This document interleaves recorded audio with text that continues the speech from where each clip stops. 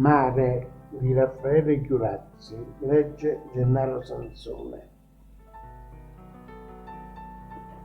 Adduravi frescura mattutina, di frescura salata, penetrante, e l'acqua mi pareva una vetrina, piena di coralla, di perla e di brillante.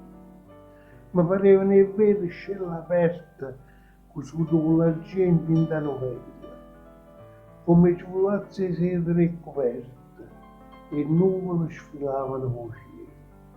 Partendo dove subito fumava, l'arcobaleno resignata e chiara, con celeste chiara accarezzava. Così le abbraccette mi regalano, mare, scenario lusso, triste e bella, malinconia che stona e che consola, mare, perché non scelto vai in cielo, per un filone che facesse a scuola.